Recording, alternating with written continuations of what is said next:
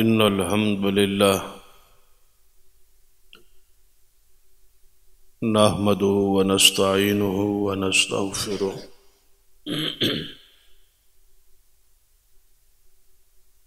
ونعوذ بالله من شرور أنفسنا ومن سيئات أعمالنا من يهد الله فلا مضل له ومن يضلل فلا هادي له أشهد أن لا إله إلا الله وحده لا شريك له وأشهد أن محمدا عبده ورسوله أما بعد فإن خير الحديث كتاب الله وخير الهدي هدي محمد صلى الله عليه وآله وسلم وشر الأمور محدثاتها وكل محدثة بدعة وكل بدعة ضلالة أما بعد أعوذ بالله السميع العليم من الشيطان الرجيم من همزه ونفخه ونفثه بسم الله الرحمن الرحيم وما أرسلناك إلا رحمة للعالمين رب اشرح لي صدري ويسر لي أمري واحلل عقدة من لساني يفقهوا قولي رب زدني علما سبحان ربك رب العزة عما يصفون وسلام على المرسلين والحمد لله رب العالمين. حضرات،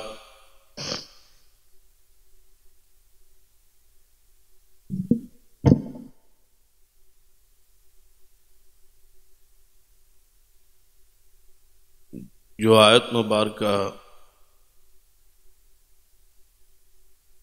خطبہ مسنونہ اندر پڑھی ہے،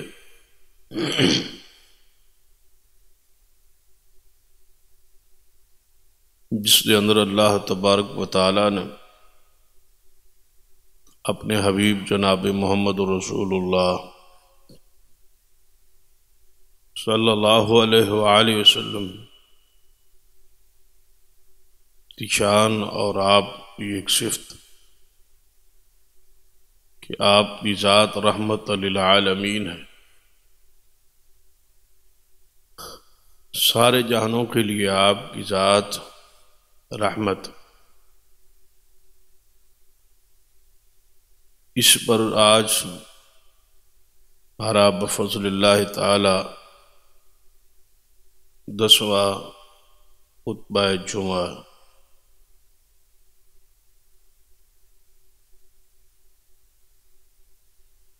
کہ آج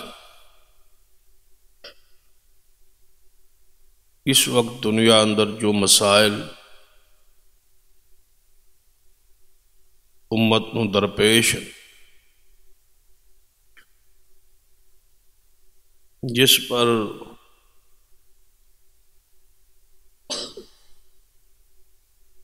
کروڑوں اربوں خربوں روپے خرچ کیے جا رہے ہیں، اس کا حل جو نبی علیہ الصلوۃ والسلام نے بیان فرمایا، کاش وہ امت اتنا خرچ کے بجائے ان احکامات کو اپنا لے، اس حل کو اپنا لے جو حل محمد مصطفیٰ صلی اللہ علیہ وسلم نے بحیثیت رحمت للعالمین پیش کیا.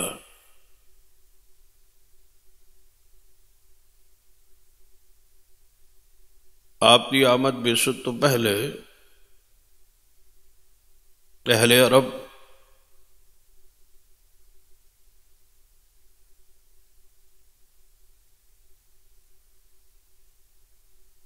اپنے بچوں کو، خاص کر بچیوں کو، زندہ دفن درگور کرتے تھے۔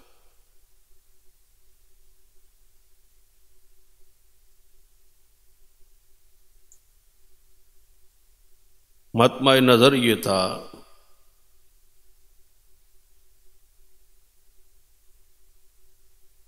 کہ یہ بچیاں جوان نہ ہوں، ان کا نکاح کرنا اور داماد کو قبول کرنا ان کی غیرت کے خلاف تھا۔ ساتھ ساتھ اولاد کی کمی اور تھوڑی اولاد، کم بچے، اے تصور بھی ان اندر موجود۔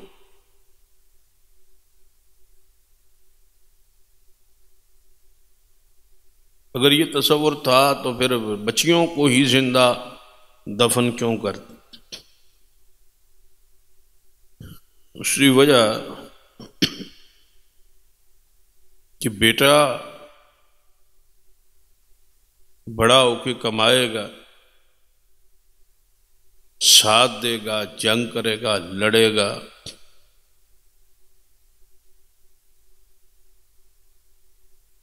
اس پر تو حریص تھے کہ بچے ہوں تاکہ کمائیں اور ہمارے ساتھ لڑیں دشمنوں کے خلاف۔ لیکن بچی جو ہے وہ صرف خرچ ہے، کھائے گی کمائے گی نہ، اور ساتھ غیرت کے بھی خلاف۔ بہتر ہے کہ اس کو زندہ ہی مار دیا جائے، دفن کر دیا جائے۔ ذرا اس تصور پہ جائے، بچی زندہ ہو، ہنستی ہو، کھیلتی ہو، اور باپ جا کے دفن کر دے۔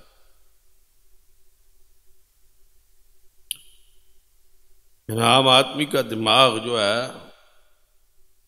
دل جو ہے دہل جاتا ہے یہ بات سن کر، لیکن ہے یہ حقیقت، کیونکہ قرآن پاک اندر اس کی خبر موجود ہے کہ بچی پیدا ہوتی ان کے چہرے سیاہ ہوتے، خواہش یہی ہوتی کہ اس کو مٹی میں دبا دے۔ اور ایسے واقعات تاریخ میں اور سیرت میں پر جو کتابیں ہیں اس میں محفوظ ہے، موجود ہے، قرآن پاک میں بھی موجود ہے ذکر، احادیث میں بھی موجود۔ وَإِذَا الْمَوْءُودَةُ سُئِلَتْ بِأَيِّ ذَنبٍ قُتِلَتْ، قیامت والے دن جب زندہ درگور بچی سے اٹھا کے پوچھا جائے گا بِأَيِّ ذَنبٍ قُتِلَتْ، کہ اسے کس گناہ کے اور کس جرم کی پاداش میں قتل کیا گیا۔ قیامت کی جو ہولناکیاں ہیں، قیامت کی جو سختیاں ہیں، قیامت کا جو حساب و کتاب ہے، اس میں اس بچی کا ذکر کیا گیا کہ وہ وقت کیسا ہوگا جب بچی سے پوچھا جائے تو جو کس گناہ کے جرم میں، کس گناہ میں اور کس جرم میں قتل کیا گیا ہے، پھر بتائیں جب بچی کہے میرا کوئی جرم، میرا کوئی قصور نہیں تھا، دفن کرنے والے کی حالت کیفیت کیا ہوگی، اس سے حساب و کتاب کیسا ہوگا، اس کی سزا کا پھر تصور کریں۔ بچی سے رب پوچھ رہا ہو اور عذاب دینے پر قادر ہو تو کتنا وہ سخت عذاب دے۔ آج بھی یہ زندہ درگور کے مختلف طریقے اس معاشرے اندر بھی موجود ہیں۔ آج اس دور میں،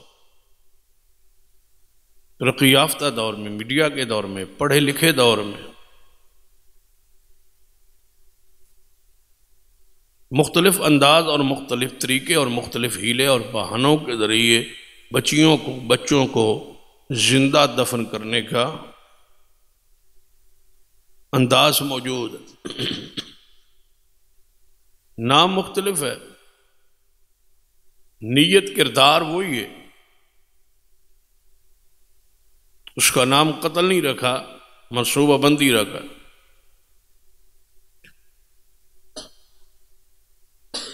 کہ بچے زیادہ ہوں گے تو ان کو کھلانا اور پلانا مشکل ہوگا، تربیت مشکل ہوگا۔ یہ والدین کے لیے وبال جان ہو۔ ایک باپ اتنے بچوں کو کیسے کھلائے گا اور کیسے کمائے گا؟ یہ سارے ہیلے بہانے آج معاشرے اندر موجود، اور قتل کی مختلف وارداتیں اور مختلف انداز مشہور ہے اور موجود ہے۔ علماء سے بھی ایسی باتیں کہلوائی گئیں اور لکھوائی گئی کہ وہ بھی میڈیا پر اشتہارات میں تصویر کے آنے کے ذوق اور شوق کی وجہ سے وہ بھی موجود ہے، اور فتاوے بھی موجود۔ ہیلے وہی ہے، بہانے وہی ہے، تھوڑا سا انداز مختلف ہے، نیت ارادہ وہی ہے۔ یعنی باقاعدہ اس کا شعبہ اور محکمہ کام کر رہا ہے، باقاعدہ اس کی ہمارے ملک میں بچے کم کرنے کی وزارت موجود، ہر ضلع میں پھر اس کا ہیڈ کوارٹر موجود ہے، ملازمین موجود ہے، مرد عورتیں ایک ہی ان کا کام ہے پورے ملک میں کہ آپ مختلف انداز میں والدین کو قائل کریں کہ بچے نہ ہوں۔ اب مذہبی طبقے سے یہ بات منوائی گئی، کہلوائی گئی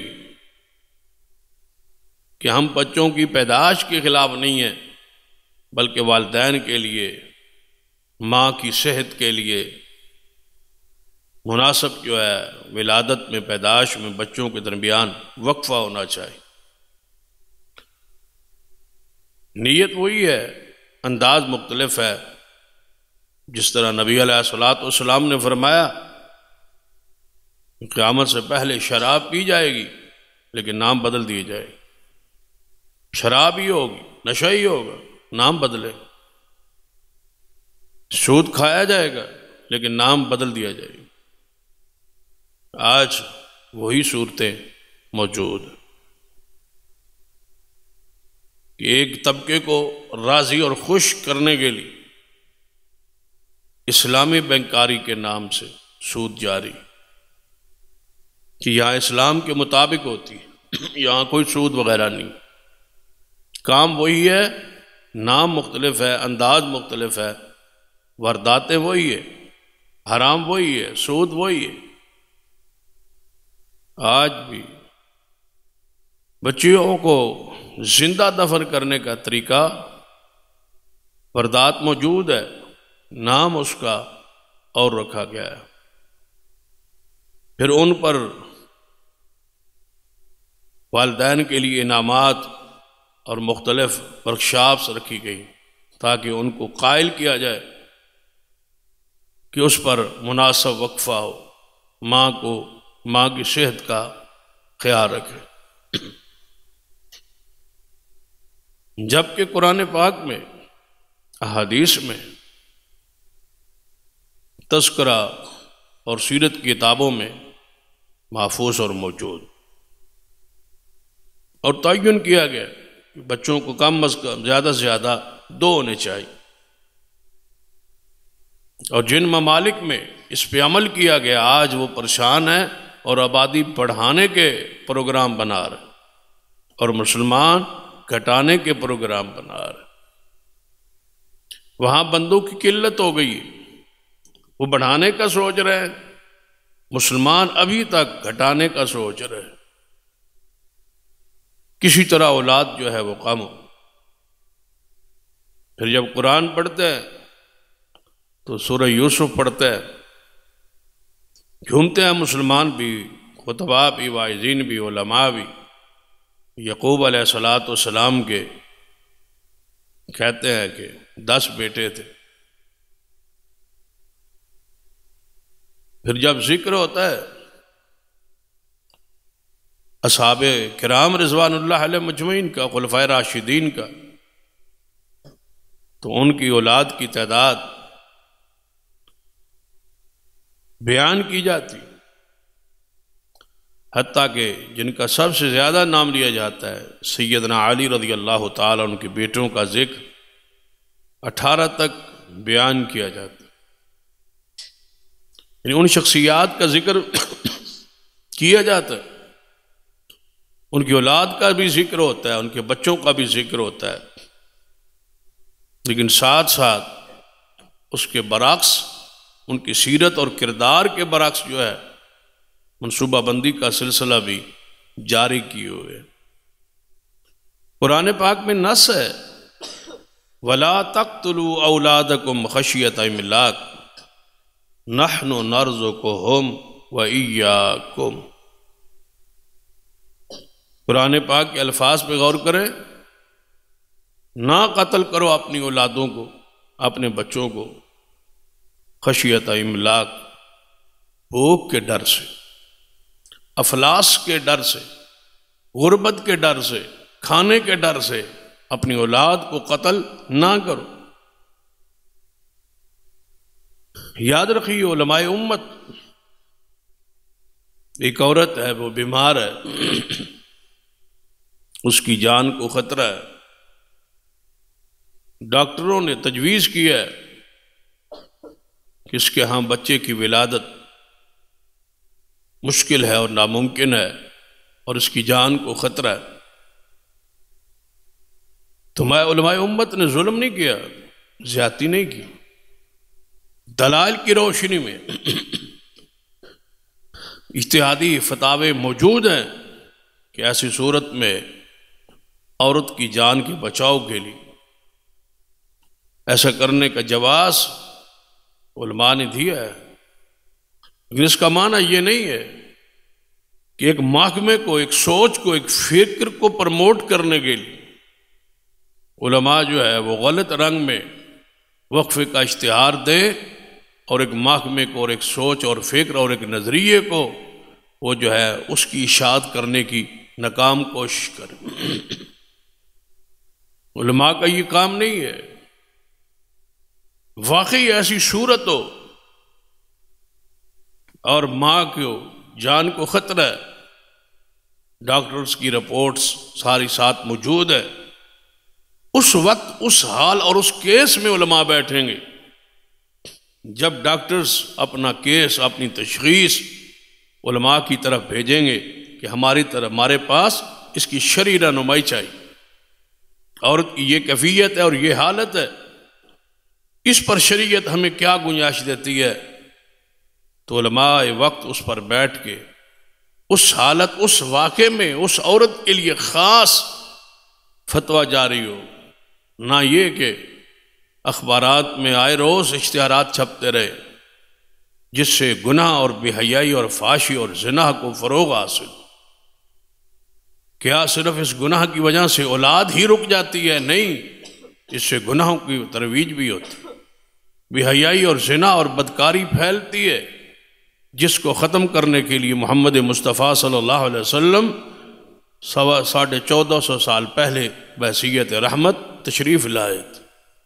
اگر آج بھی وہی عقیدے کی کمزوری کہ اولاد پیدا ہوگی اور کھائے گی کہاں سے اور تربیت اور پرورش کیسے پائے گی، یہ تصور غیر اسلامی، غیر دینی اور غیر شرعی ہے. قرآن پاک کی نص ہے کہ اپنی اولاد کو قتل نہ کرو بھوک کے ڈر سے. نحن نرزقہم وإیاکم، ہم ہیں رزق دینے والے ان کو، وإیاکم، اور تمہیں بھی خالص رزق ہم نہیں دے رہے، تمہارے رازق بھی ہم ہیں، تجھے بھوکے نہیں مرنے دیا. تم کتنے بہن بھائی ہو، تم اپنی حیثیت کیا ہے، تمہارا اپنا سٹیٹس کیا ہے؟ اگر تمہیں آج تک ہم نے بھوکا نہیں مرنے دیا.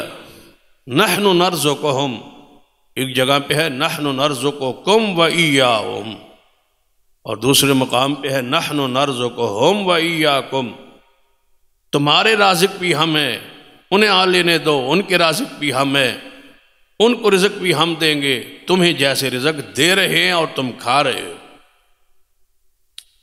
ان قتلہم کان خطأ کبیرا، اللہ تعالیٰ نے فرمایا کہ ان کا قتل بہت بڑا گناہ ہے. اس کے جتنے بھی طریقے، جو بھی طریقے اختیار کیے جائے، اگر کوئی اس پر ایسی خطرے والی بات نہ ہو جس کا میں نے تذکرہ کر دیا، اس کے علاوہ بچوں کو روکنے کے کوئی طریقہ بھی اختیار کیا جائے تو وہ ناجائز ہے اور حرام ہے. کہ ولادت نہ ہو، بچہ پیدا نہ ہو، اس ڈر اور خوف سے کہ اولاد زیادہ ہوگی تو رزق وسائل کی میرے ہاں کمی ہو. اس کا شریعت نے حل دیا ہے. وسائل کو اختیار کرنا شریعت نے کہا ہے. اپنی تجارت کو، اپنی معیشت کو، اپنے وسائل کو، وہ دیگر چیزیں جو ہے ان کو ختم کرنے کی کوشش کرے. جو لوگوں میں کاہلی ہے، جو لوگوں میں سستی ہے، لوگوں کے لیے وسائل کیا، رزق کے دروازے زمین سے لے کر عرش تک کھلے ہیں، اور وسائل، اسباب اللہ نے اتنے رزق کے بنائے ہیں کہ جن کو انسان شمار ہی نہیں کر سکتا. جس طرح انسان ہم شمار نہیں نہ کر سکتے کہ بہت ساری دنیا انسان موجود ہے، اس طرح رزق ملنے کے وسائل جو ہیں، اسباب جو ہے، ان کو بھی شمار نہیں کیا جا سکتا. کتنے وسائل ہیں رزق کے، کوئی ہے شمار ان کا؟ ملازمت میں، تجارت میں، مزدوری میں، زراعت میں، جس شعبے میں جائیں، کتنے وسائل اسباب اللہ نے ان گنت اور لا تعداد رکھے ہیں. اگر انسان بہت سارے ہیں تو اللہ نے معیشت کے اور رزق کے وسائل اور اسباب بھی بے شمار پیدا کیے ہیں جنہیں کوئی آدمی گن نہیں سکتا، شمار نہیں کر سکتا. وَلَقَدْ مَكَّنَّاكُمْ فِي الْأَرْضِ وَجَعَلْنَا لَكُمْ فِيهَا مَعَائِشَ، اللہ فرماتے ہیں کہ ہم نے اس زمین میں تمہیں ٹھکانہ گر دیا ہے، جگہ دی ہے، رہنے کو جگہ دی ہے، زمین دی ہے اور تمہیں بھیجا ہے، تو اسی زمین کے اندر ہم نے تمہاری معیشت کا اور رزق کا بھی انتظام وافر کر دیا. اگر ہم سستی کریں، نہ کمائے، اگر ہم محنت نہ کریں، مشقت نہ کریں، اور سمجھے اور ذہن میں ایک ٹارگٹ بنا لے کہ یہ کرنا ہے، اس کے علاوہ ہم نے کچھ نہیں کرنا، تو یہ بندے کی کمزوری ہے، یہ بندے کی کاہلی اور سستی ہے. سرور کائنات محمد رسول اللہ صلی اللہ علیہ وسلم نے ایک بندے کو دیکھا، وہ بھیک مانگ رہا. تو سرور کائنات محمد رسول اللہ صلی اللہ علیہ وسلم اس کو دیکھا اور اس کو بلایا، وہ مانگ رہا ہے.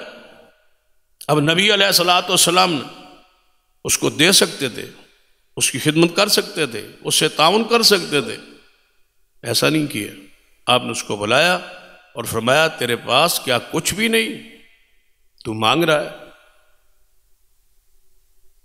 ہم تو مانگنے والوں کی حوصلہ شکنی کرتے ہی نہیں، کھاتے ہیں، پیتے ہیں، سارے معاملات ان کے ساتھ ہیں، صحت بھی ہے، جوانی بھی ہے، وہ کر سکتے ہیں۔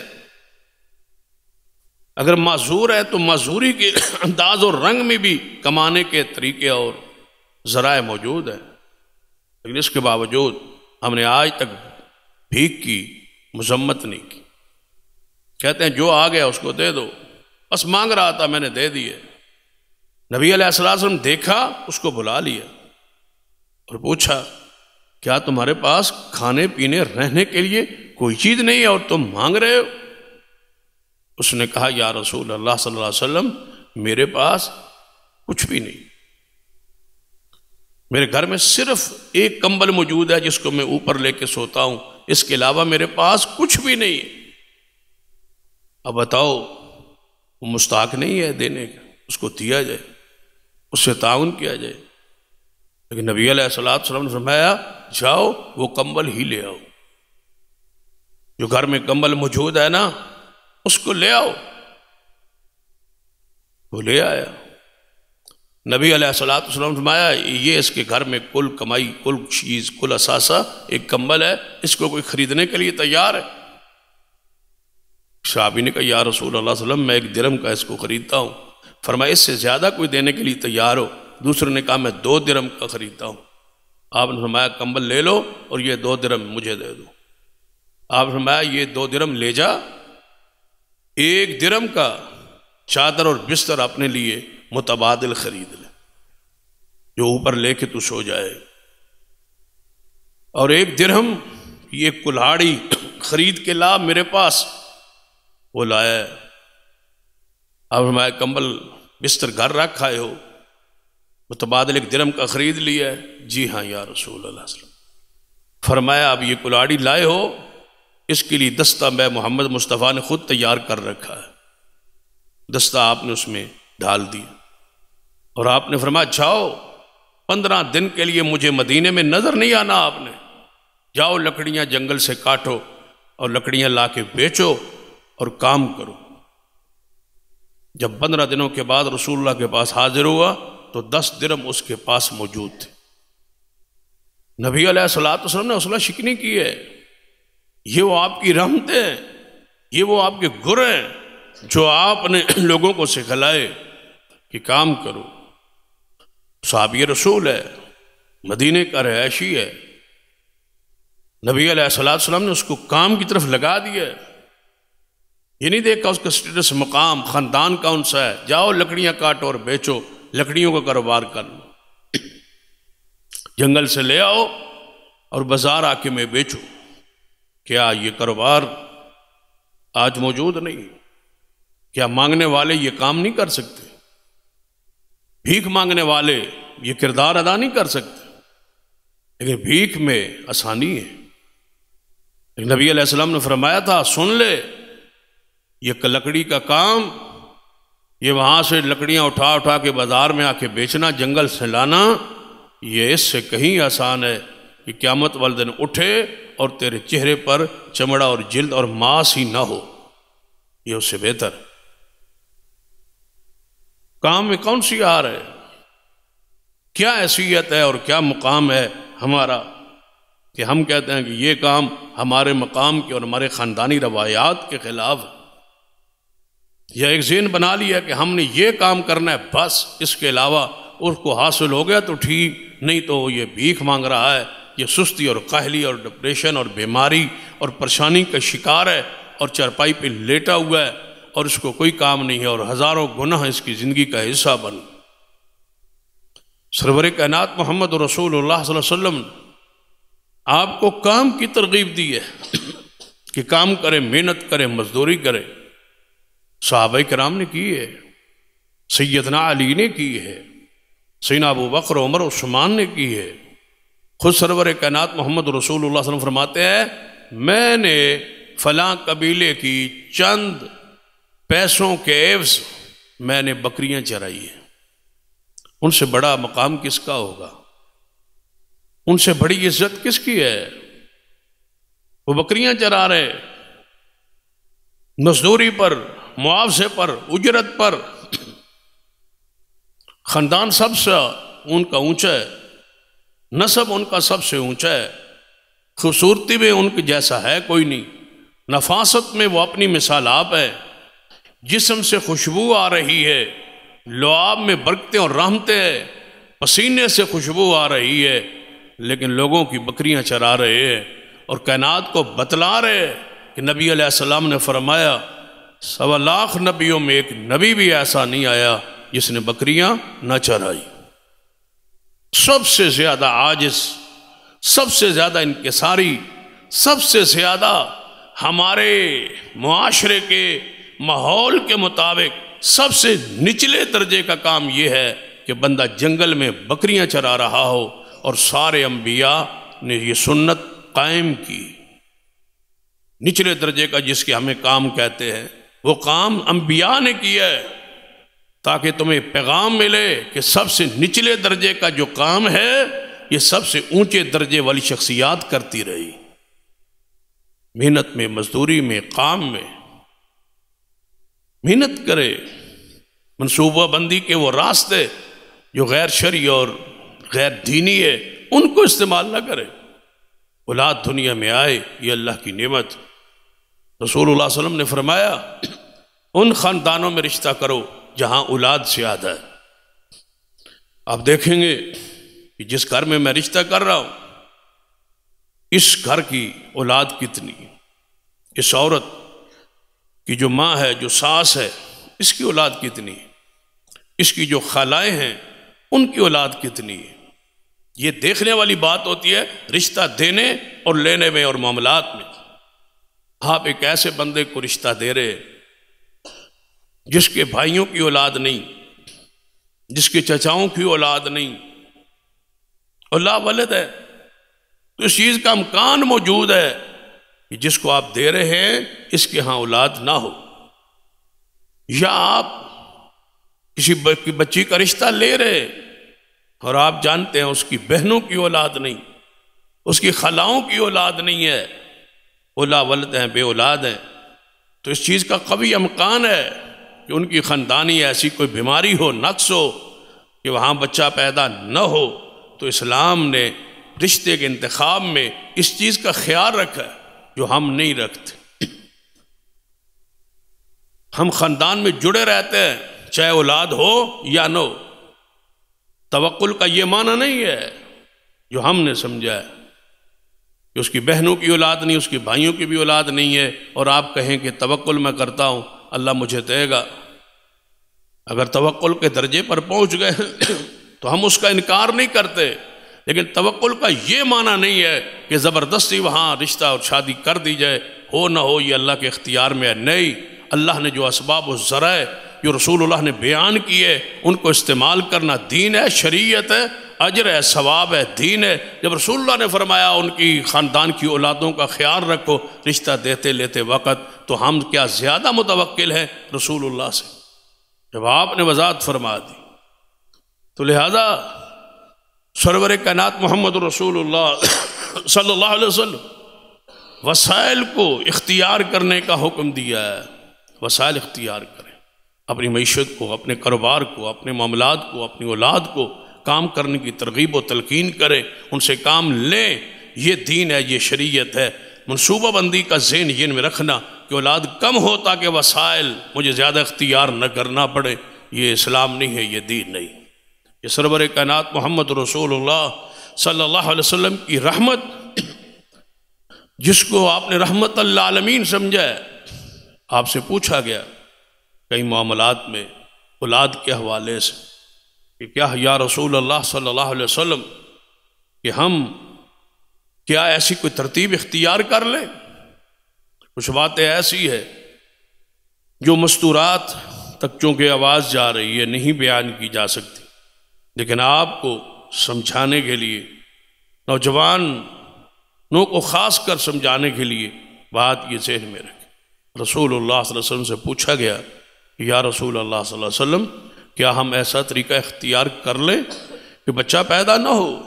تو نبی علیہ السلام نے فرمایا نہیں، آپ نے روکا ہے، آپ نے اس سے منع کیا ہے۔ اس وقت بھی ایسے طریقے اور ذرائع اور اسباب موجود تھے کہ بچے کی ولادت نہ ہو، لے کر بچہ رحم میں نہ ہو، لیکن اسلام نے ان سارے طریقوں کو اختیار کرنے کی اجازت نہیں دی۔ نبی علیہ الصلوۃ والسلام کی اپنی اولاد مبارک کتنی ہے؟ کیا آپ کی 7 اولادیں نہیں؟ کیا نبی علیہ الصلوۃ والسلام کے 3 بیٹے اور 4 بیٹیاں نہیں ہیں؟ لقد کان لکم فی رسول اللہ اسوۃ حسنہ۔ کیا نبی علیہ الصلوۃ والسلام کی جب اپنی اولاد 7 ہے تو پھر ہم کون ہیں ایسی تجویز کرنے والے؟ حکومت کی ذمہ داری وسائل مہیا کرنا ہے، حکومت کی ذمہ داری کاروبار کے لیے دروازوں کو کھولنا ہے، ملازمتوں کے راستوں کو کھولنا ہے، وسائل دینا ہے قوم کو۔ حکومت کی ذمہ داری ولادت کو، پیدائش کو، افزائش نسل کو روکنا، یہ حکومت کی ذمہ داری نہیں۔ حکومت غلط سمت پہ چلتی ہے، ہمارا ماحول غلط رخ اختیار کرتا ہے کہ وسائل کی چونکہ کمی ہے لہذا ولادت نہ ہو، بچہ پیدا نہ ہو۔ نہیں، وسائل کو کھولنا، ملازمتوں کے دروازے کھولنا اور اس کے لیے وسائل مہیا کرنا، یہ ہے حکومت کی ذمہ داری۔ معیشت کی منصوبہ بندی ہو، ولادت کی نہیں، معیشت کی، کاروبار کی، ملازمتوں کے جو ہے دروازے وہ کھولے جائیں، اس کے راستے تلاش کیے جائیں کہ قوم کو کس طرح کاروبار پہ لگایا جائے۔ یہ ہے حکومت کی ذمہ داری جس کو ہم پورا نہیں کرتے، اور سرور کائنات محمد رسول اللہ صلی اللہ علیہ وآلہ وسلم کے دین سے ٹکراؤ کرنے کی کوشش کرتے ہیں، جس سے رسول اللہ نے روکا ہے۔ اس میں ہمیں لذت آتی ہے مخالفت کرنے سے، ہمیں سکون آتا ہے۔ یہ مسئلہ چونکہ شریعت کا ہے، دین کا ہے، اس کو ذرا ہاتھ لگا کے دیکھیں، اس کو ذرا ختم کر کے دیکھیں، اس کے مٹا کے دیکھیں، تاکہ شاید رحمت آ جائے، سکون آ جائے۔ یاد رکھیے، اسلام کو چھوڑ کے ذلت تو آ سکتی ہے، رحمت اور سکون اور امن قائم نہیں ہو سکتا۔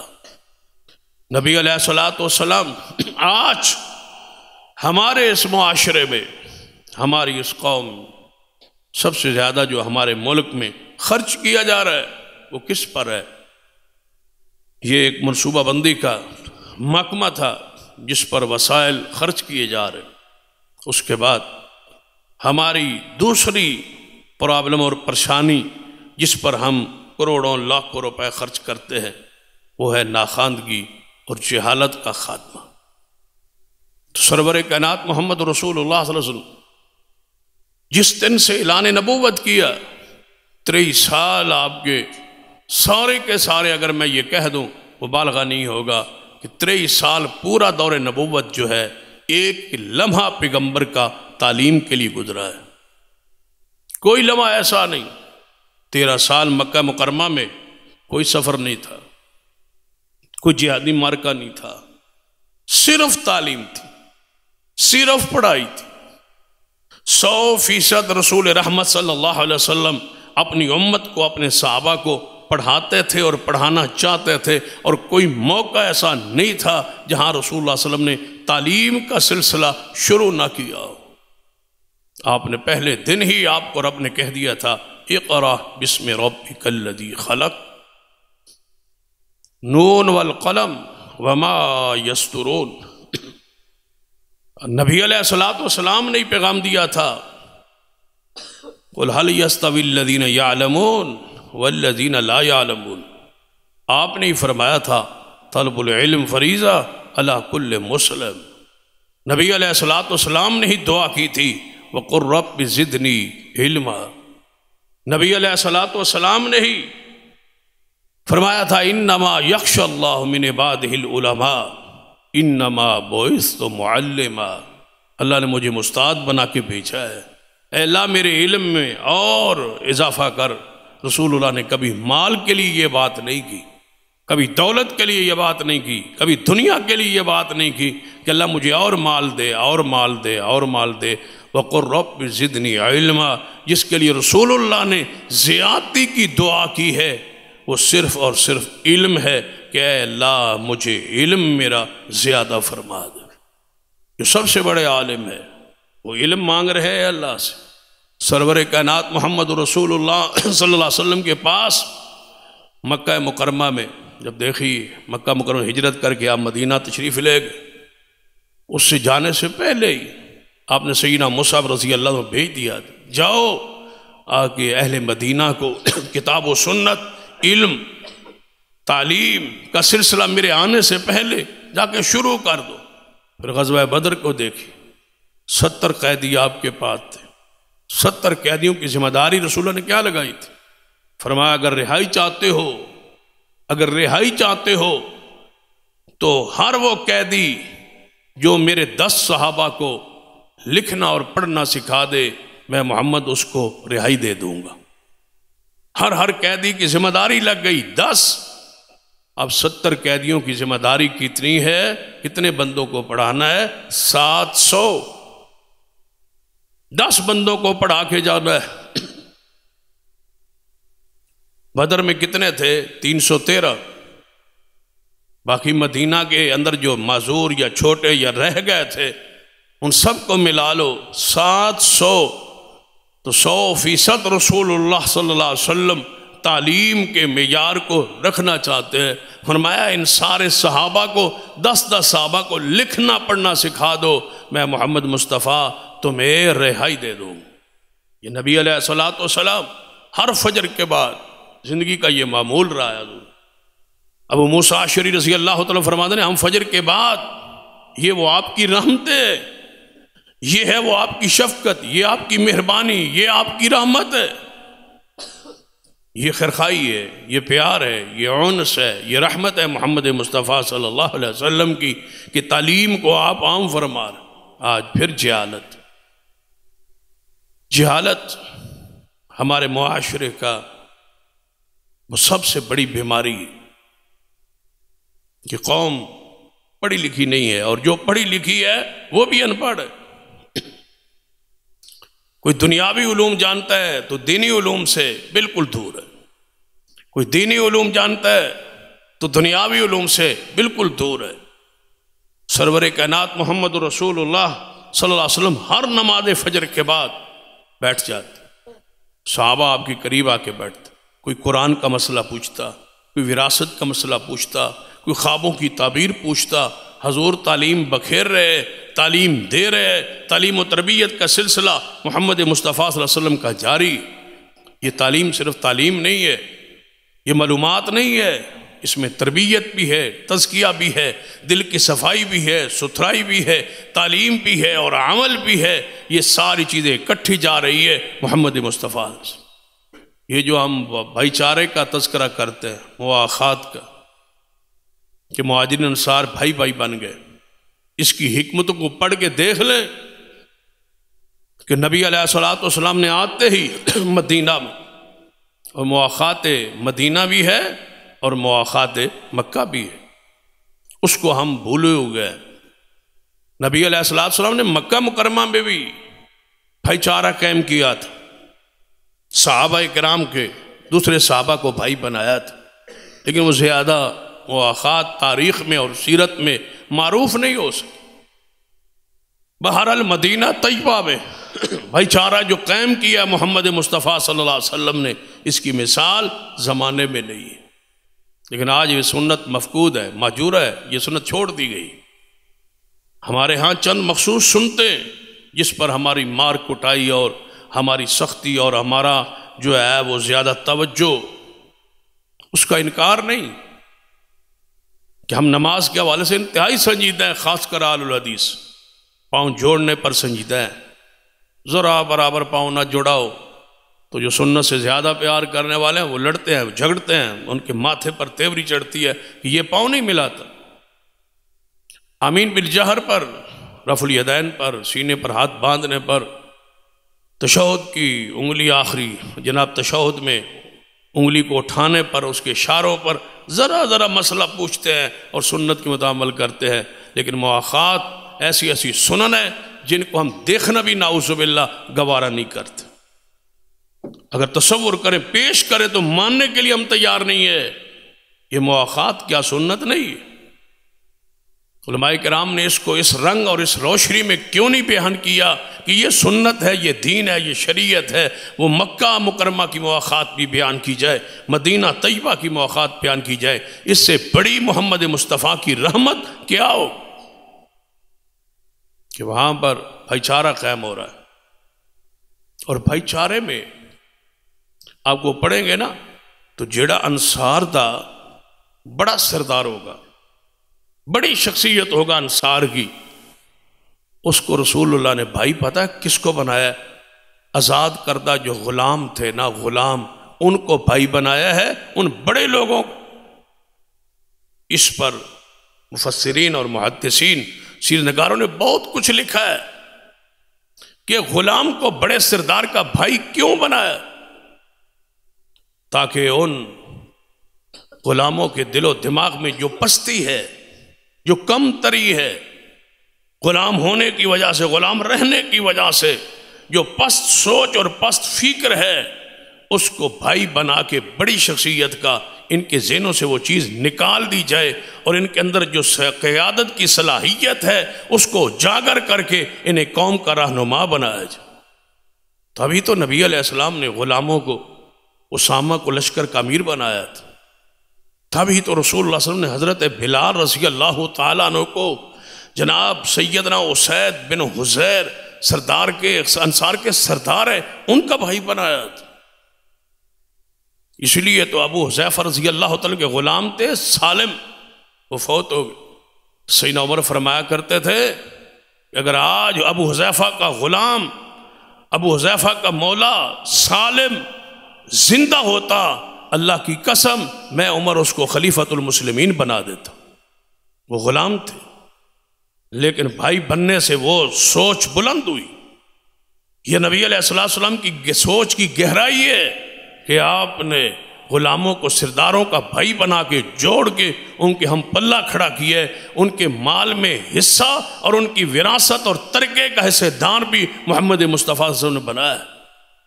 جو بہت عرصہ بعد صرف وراثت میں، ترکے میں وراثت کو منسوخ کیا گیا، باقی مواخات جاری تھی۔ محدثین نے لکھا ہے کہ 55 مہاجرین اور 55 انصار کو جوڑ کے رسول اللہ نے 56 گھرانوں کو جوڑ دیا تھا آپس میں۔ جوڑا کیا ہے؟ اس کی کئی حکمتیں ہیں۔ اہل مکہ تاجر تھے، مہاجرین تاجر تھے، اور اہل مدینہ انصار زراعت پیشہ تھے۔ اصل میں یہ جو انصار مدینہ ہے نا، یہ بھی مہاجر ہے، لیکن یہ مہاجر یمن سے ہجرت کر کے یہاں آئے۔ یمن میں جب وہ سیلاب آیا، وہ بند ٹوٹا، وہ ڈیم ٹوٹا جس کا ذکر قرآن میں ہے، یمن کا ڈیم ٹوٹنے کا ذکر بھی وہاں ہے قرآن پاک میں، اس کی زراعت کا ذکر بھی قرآن میں ہے، یمن کی زراعت کا، یمن کے پانیوں کا، یمن کے ڈیموں کا ذکر قرآن میں ہے۔ جب وہ ٹوٹا، سیلاب آیا اور وہاں فصلیں تباہ ہوئی، اجڑی، تو یہ لوگ وہاں سے ہجرت کر کے مدینہ طیبہ میں آئے تھے، یہاں پانی اور یہاں زراعت تھی اور اس لوگ کو وہ پسند کرتے تھے، تو یہ بھی اصل میں مہاجرین تھے۔ تو جب مکہ مکرمہ تو ہجرت کر کے صحابہ کرام یہاں پہنچے تو بھائی چارہ یہاں قائم ہوا، تو یہ تجارت پیشہ، یہ تجارت صحابہ تجارت کرتے تھے، اہل مکہ تاجر تھے اور وہ زراعت پیشہ تھے۔ رسول اللہ نے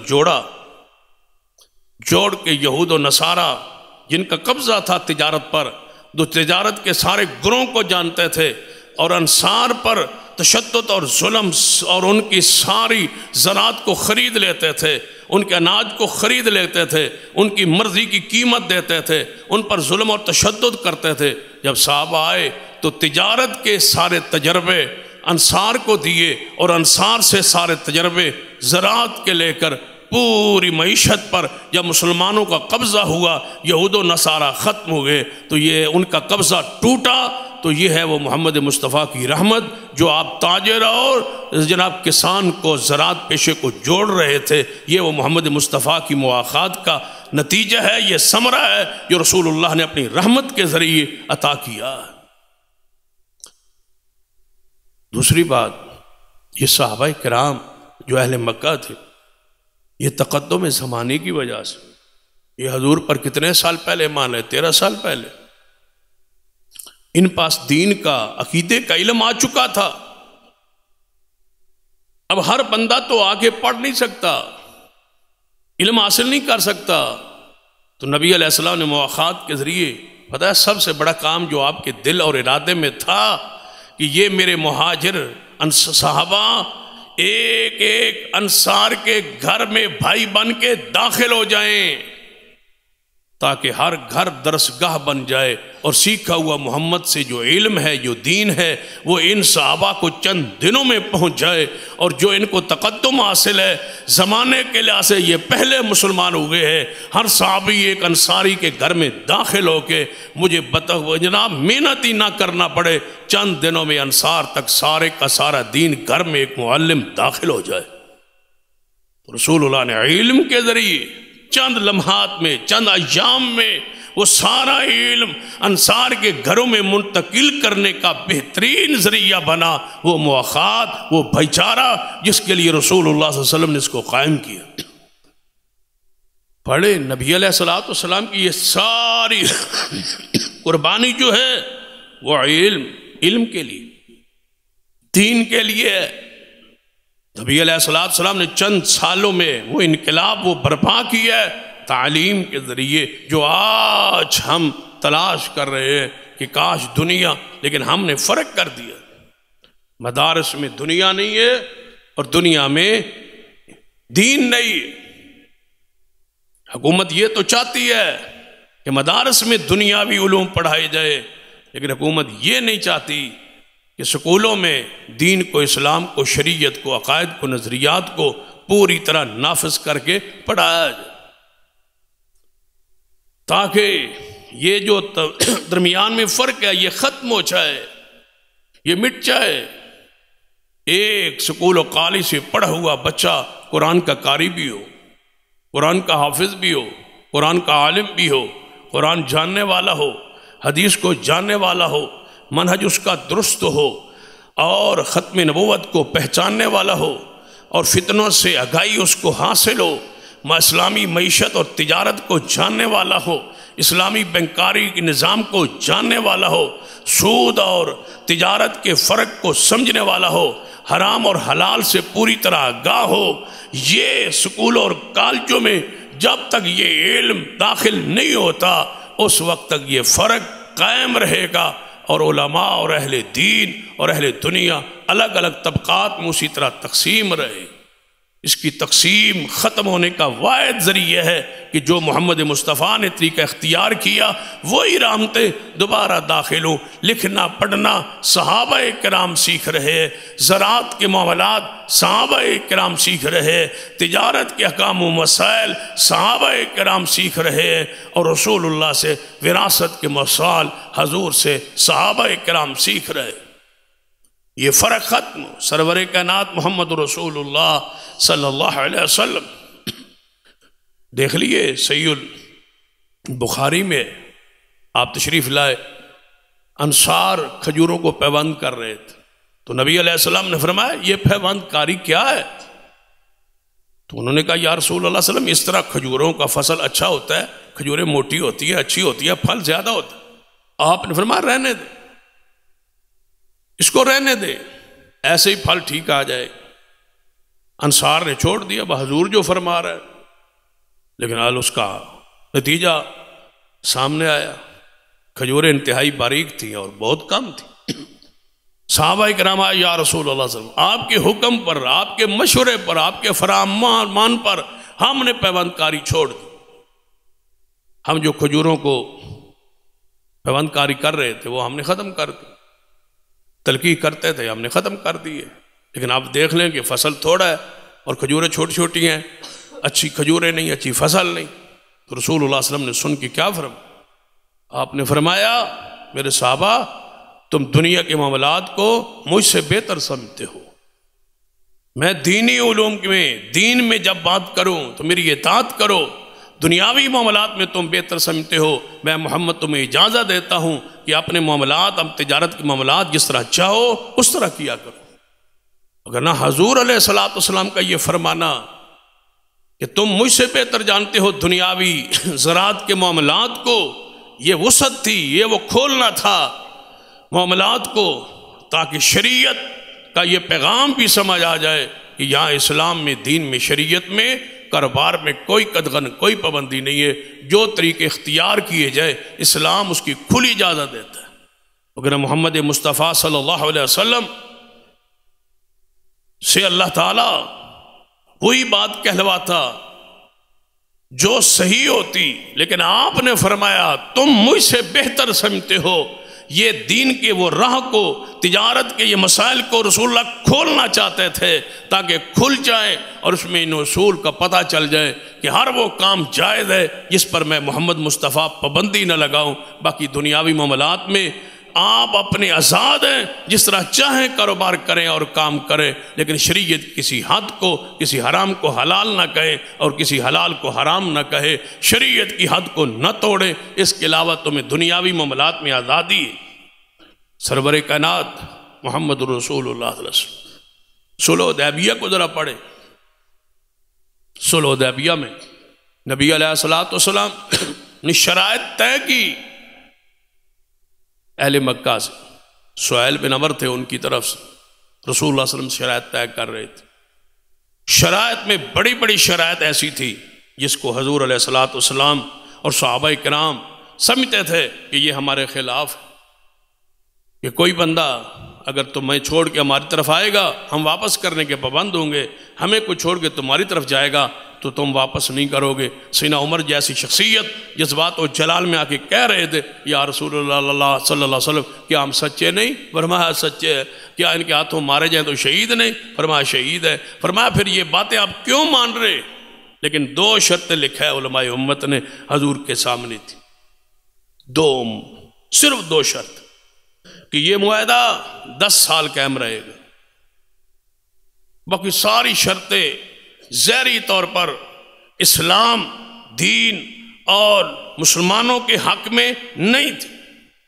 ساری شرطیں حضور قبول کرتے کرتے نظر آپ کی صرف 2 شرطوں پر تھی.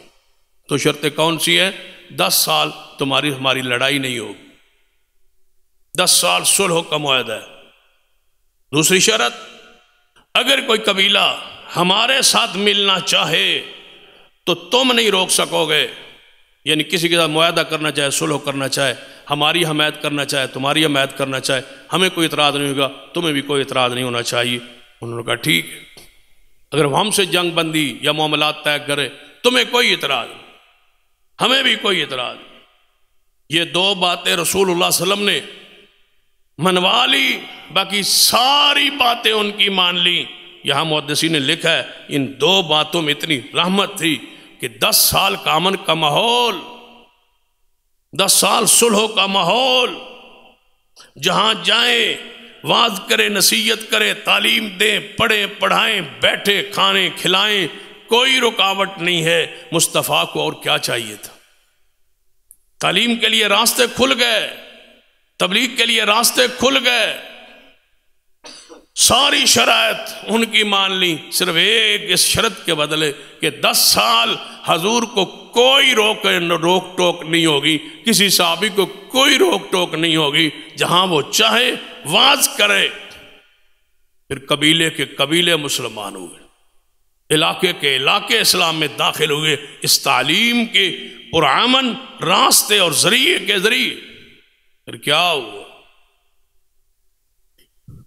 کوئی اعتراض نہیں ہوگا. جو ہمارے ساتھ ملے، جو تمہارے ساتھ ملے، کوئی ہمارے ساتھ معاہدہ کرے، کوئی تمہارے ساتھ معاہدہ کرے. حضور نے سب کے ساتھ جنگ بندی کا معاہدے کر کے، یہودیوں کے ساتھ، عیسائیوں کے ساتھ معاہدے کر کے، حضور علیہ السلام مدینے کے دفاع کے لیے پرامن معاہدہ کر کے حضور اور صحابہ پھیل گئے علاقے میں. معاہدہ ختم ہونے سے پہلے تک اسلام پورے عرب میں غالب آ چکا تھا. جو کچھ مصطفیٰ چاہتے تھے کہ تعلیم کے لیے پرامن ماحول مجھے مل جائے، وہ مل گیا اور انقلاب آ گیا. یہ ہے محمد مصطفیٰ صلی اللہ علیہ وسلم کی رحمت. کیا تھا ماحول؟ آج ہم کیا جکڑے ہوئے نہیں ہیں؟ پورے ملک کے وسائل پر چند جگیردار اور سرمایہ دار قابض نہیں ہے، اور ان کو بڑی بڑی جاگیریں، بڑی بڑی سرمائے کس کے بدلے ملے؟ مسلمانوں کے خلاف شکایات اور مسلمانوں کے ساتھ دھوکہ اور فراڈ اور خبریں پہنچانے کے ایوز انگریز نے جاگیرداروں کو جاگیریں، آج بڑے بڑے وہ جاگیردار ہیں، وہی قابض ہیں حکومتوں پر، وہی قابض ہیں ووٹوں پر۔ کوئی تصور ہے کہ ان کے مقابلے میں بندہ کھڑا ہو سکے؟ کیا یہ وہی کفر اور وہی جہالت نہیں ہے؟ کیا وہ یہی ظلم نہیں ہے؟ کیا یہ قوم جانتی ہے کہ وَمَا أَرْسَلْنَاكَ إِلَّا رَحْمَةً لِلْعَالَمِينَ کا درجہ اور مقام اور حیثیت شان کیا ہے؟ آپ نے تو زمینوں کو صحابہ میں تقسیم کیا تھا۔ آج بھی ضرورت کہ کیا یہ چوری کے بدلے، یہ خیانت کے بدلے، یہ مخبری کے بدلے، یہ مسلمانوں سے فراڈ کے بدلے، یہ مسلمانوں کی شہادت کے بدلے، یہ مسلمانوں کے سے دھوکے کے بدلے جو جاگیر داری نظام قائم کیا گیا، جاگیریں تقسیم کی گئی، اس کا شرعی ایک ہی حل ہے کہ ان ساری جاگیرداروں سے جاگیریں واپس لے کے پاکستان کے باسیوں میں برابری کی بنیاد پر تقسیم کر دی جائے۔ اس کا ایک ہی حل ہے، اور اس کا حل محمد مصطفیٰ صلی اللہ علیہ وسلم نے بیان کیا ہے۔ رسول رحمت صلی اللہ علیہ وسلم کا طریقہ ہے کہ ایسے واپس نہیں لی جا سکتی۔ جو ظلم ہوتا تشدد کی وجہ سے ان کے حوالے کی گئی، نبی علیہ السلام جاگیرداری نظام کو ختم کیا ہے۔ نبی علیہ السلام نے غربت کا اپنے دور میں ختم کیا ہے۔ نبی علیہ السلام نے عورتوں کو مقام و درجہ عطا کیا ہے۔ نبی علیہ السلام نے مذہبی تعصب کو، بدامنی کو اور دہشت گردی کو رسول اللہ نے ختم کیا ہے۔ کہ آج پھر دہشت گردی دوبارہ سر نہیں اٹھا رہی۔ کیا سمجھتے ہو کہ جب تک اسلام اور دین اور شریعت اور حدود اللہ کا نفاذ نہیں ہوگا امن قائم ہو جائے گا؟ سوال ہی پیدا نہیں ہوتا۔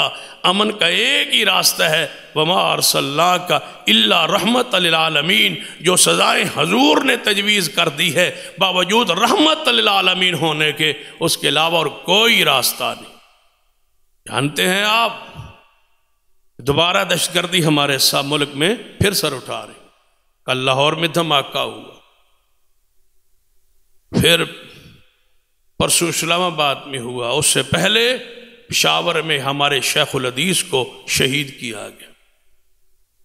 سوموار کو اتوار کی مغرب کی نماز پڑھ کے مدرسے سے نکلے شیخ عبد الحمید رحمت اللہ علیہ، بہت بڑے محدث، بہت بڑے عالم، بہت بڑے استاذ، حدیث کے اور علم رجال کے ماہر، اور شیخ القرآن مولانا غلام اللہ رحمت اللہ علیہ کے فرزند اور جھمت، جو ہزاروں طلباء کو پڑھایا کرتے تھے، اور اللہ نے ان کو عمل سے بھی نوازا تھا اور علم سے بھی نوازا تھا۔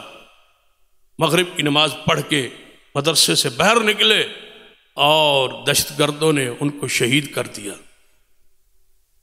وہ دوبارہ سلسلہ بدامنی کا، دہشت گردی کا ملک میں سر اٹھا رہا ہے۔